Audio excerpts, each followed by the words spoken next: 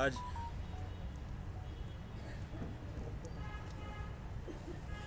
क्रांति की धरती मेरठ में हम आए हैं और मेरठ के भी केंद्र में ये जो बलिदानियों का स्मारक बना है वहाँ आए हैं और वहाँ बैठ कर के बलिदानियों को हमने अपनी श्रद्धा समर्पित की है और उनसे प्रेरणा प्राप्त की है कि अगर तुम्हारे देश, अगर तुम्हारे धर्म, अगर तुम्हारी संस्कृति के विरुद्ध कोई कुछ कर रहा है तो जैसे हमारे उन क्रांतिकारियों ने उसको सहन नहीं किया था बल्कि उसका प्रतिकार किया था, ऐसे ही तुम्हें भी प्रतिकार के लिए खड़े होना चाहिए। तो बड़ा बल मिला है हमको। हम स्वयं स्वतंत्रता संग्राम सेनानी रहे जगत गुरु शंकराचार्य जी महाराज के शिष्य हैं, उनसे भी हमको प्रेरणा मिलती रहती है। और हम लोग देख रहे हैं कि जैसे हमारी भारत माता के ऊपर अत्याचार था वैसे हमारी गौ माता के ऊपर भी अत्याचार निरंतर होता जा रहा है। बंगाल के बैरकपुर में घटना घटी थी, वहाँ पर माता दीनभंगी थे जिनका हम पवित्र स्मरण आज यहाँ पर बैठ करके करना चाहते हैं। उन्होंने मंगल पांडे को बताया कि तुम जिस कारतूस को मुंह से खोल रहे हो उसमें गौ माता के अंश मिलाए गए, उसके ऊपर उसकी कोटिंग है। और इस बात को जानने के बाद मंगल पांडे ने वहाँ पर विद्रोह किया और फिर वहाँ से जब उनको और उनके ठीक पहले माता दीनभंगी को दोनों को फांसी पर सैनिकों के सामने लटका दिया गया, तब वहाँ से समाचार चल करके मेरठ आया। क्यों मेरठ आया? क्योंकि माता दीनभंगी यहीं के रहने वाले थे, ये उनका जन्म स्थान था, इसलिए उनका समाचार यहाँ आया। और यहाँ पर धनपाल गुर्जर जैसे कोतवाल थे जिन्होंने इसको मन से किसी भी दशा में स्वीकार नहीं किया और उनके नेतृत्व में यहाँ पर क्रांति आरंभ हुई जो लंबे दूरी तक गई और आज हम आज़ाद देश में बैठे हुए हैं। लेकिन समस्या एक बड़ी रह गई कि जिस गौ माता के प्रति भावनाओं के कारण ये क्रांति उत्पन्न हुई थी, ज्वाला जली थी, वो तो जहाँ की तहाँ ही है। गाय तो आज भी मारी जा रही है, गाय तो आज भी काटी जा रही है, गाय को तो बोटी बोटी करके आज भी बेचा जा रहा है और उन्हीं अंग्रेज़ों को बेचा जा रहा है जो यहाँ रह करके गौ हत्या कर रहे थे। अब यहाँ से आपने उनको भगा दिया, अब वो कहते हैं कोई बात नहीं, हमको भगा दिया, हम अपने देश में जाते हैं, लेकिन गाय के मांस का ऑर्डर हमारा है, इसको पूरा कर दो।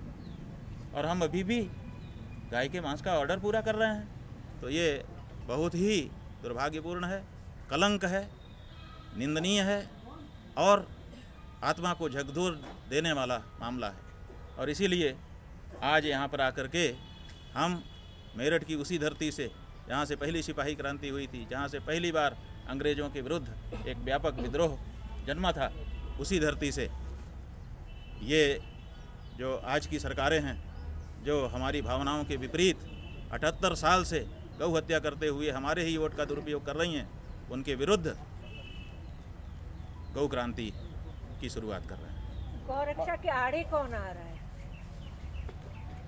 इसीलिए हम इस गौ क्रांति के उद्घोषणा के माध्यम से अब आगे जाएंगे और जैसे अंग्रेज़ों को भगाया था, अगर ज़रूरत पड़ी तो उन सब को भगाएंगे जो गौ माता की हत्या के लिए जिम्मेदार हैं। आप पूछ रहे हैं कि आड़े कौन आ रहा है? आड़े हमारी सरकारें आ रही हैं जो हमारे ही वोट से बन रही हैं और वही गौ हत्या को बढ़ावा दे रही हैं। और इसीलिए हमको अब जो क्रांति करनी है उसमें अपने वोट का सही प्रयोग करना सीखना है। महाराज जी, सरकार तो लगातार दावे कर रही है कि हमने आश्रम बना, वो गांव के लिए आश्रम बना रखे, ये कर रखा है, वो कर रखा है, योजनाएं ला रही है, तरह तरह ला रही है कि गाय पालो। नहीं, ठीक है ना, तो मुर्गी के लिए भी तो योजना है। मुर्गी पालन केंद्र खोले हैं सरकार ने और वहाँ पे अंडे उगाए जाते हैं और फिर उनको फोड़ फोड़ करके तवे में गर्म करके खाया जाता है। अगर ऐसी ही योजना है गाय के लिए, क्या उसका मतलब है योजना का? हम कह रहे हैं गौ हत्या नहीं होनी चाहिए, आप कह रहे हैं हमने गाय के लिए योजना बनाई हुई है, गाय को पालेंगे और बाद में काट काट करके बेचेंगे, खाएंगे। ये योजना गाय के संदर्भ में चल सकती है? इसलिए योजना की ज़रूरत नहीं है, हमको उस कानून की ज़रूरत है जिसमें साफ साफ कहा गया हो कि गाय पशु नहीं है, गाय माता है और भारत देश में उसकी हत्या को मनुष्य हमारी माता की हत्या के जैसा हम ट्रीट करेंगे। कोई मारेगा हम उसको छोड़ेंगे नहीं, फांसी देंगे। अगर सरकार की कानों पर जू नहीं रहेंगी, आवाज़ नहीं पहुंची 17 तारीख तक, तो आगे क्या रुख होगा? भाई जब जूं नहीं रेंगती है तो छिपकली रंगाई जाती है, तब सांप रेंगता है, तब और बड़ी चीज़ कान के पास लाई जाती है। अभी हम जूं होंगे, नहीं रेंगेंगे, हम और बड़ा रूप धारण करेंगे। इसमें क्या है? 1857 में जो क्रांति हुई, अंग्रेजों के कान में कहाँ जूं रेंगी थी, लेकिन 1947 आते आते 90 साल के बाद उल्टे पांव भाग जाना पड़ा। तो कोई क्रांति किसी समय तो आरंभ होती है, चिंगारी तो किसी समय शुरू होती है, उसके बाद ज्वाला का रूप लेती है। आज ये मेरठ शहर के अंदर जो आप थोड़े से लोगों के बीच में ये कार्यक्रम हो रहा है, ये गौ क्रांति की चिंगारी उत्पन्न हो रही है, ये ज्वाला बनेगी। जाने कौन कौन इसमें भस्म हो जाएगा अगर संभल नहीं गया तो। आप भस्म होने की बात कर रहे हैं, साधु संत समाज, और आप तो एक शंकराचार्य हैं। एक आपका बयान आया था कि गौ रक्षा के लिए मर जाएंगे या मार देंगे। हाँ, ये ठीक कितना है। उचित है? ये देखिए, आप शब्दों को पकड़ रहे हैं, उसके पीछे के भाव को पकड़िए। हमसे पूछा गया था आप पत्रकारों के द्वारा कि आप कहाँ तक जाएंगे, सीमा बताइए। तो सीमा बताने के लिए हमने इस मुहावरे का प्रयोग किया कि यही सीमा होती है, अंत में इससे बड़ी कोई सीमा नहीं होती है। तो हम जो अंतिम सीमा है वहाँ तक जाएंगे। तो हमने आपके प्रश्न के उत्तर में अपनी बात कही है, इसमें क्या दिक्कत है? आखिर हमको सीमा तो बतानी थी ना, तो कैसे बताते हम?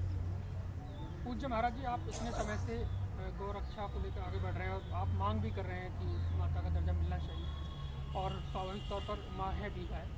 तो क्या आपको लगता है क्यों सरकारें इस तरफ ध्यान नहीं देना चाह रही हैं, और आप बार बार क्यों वो नज़रअंदाज कर रही हैं? सरकारें जो है वो क्या कर रही हैं वो तो वही बताएं। हम तो पूछ रहे हैं उनसे कि सरकारों आप आओ हमारे सामने, बताओ कि आपको क्या मजबूरी है। हम आपकी मजबूरी समझें, हो सकता है हम भी समझ जाएं कि भाई इनकी बड़ी मजबूरी है, नहीं हो सकता है, लेकिन वो बताने को भी तो कहाँ तैयार हैं। कौन सी सरकार, कौन सी पार्टी बता रही है कि हमारी ये मजबूरी है? कोई मजबूरी भी नहीं बताता है, कहते हैं हम करेंगे लेकिन करते नहीं। 78 साल से हमको आश्वासन पे आश्वासन, आश्वासन पे आश्वासन। हमारे न्यायालय तारीख पे तारीख दे रहे हैं और हमारे नेता आश्वासन पे आश्वासन दे रहे हैं। क्यों नहीं कहते हैं कि हमारी ये मजबूरी है, जरा समझिए। हम भी तो समझें, हो सकता है कि हम भी समझ जाएं कि हाँ भाई बड़ी मजबूरी है, हम उनके ऊपर दबाव डालना छोड़ देंगे, लेकिन बताएं तो, उसके लिए भी तो आगे आएँ। उसके लिए भी क्यों आगे नहीं आ रहे हैं? इच्छा शक्ति की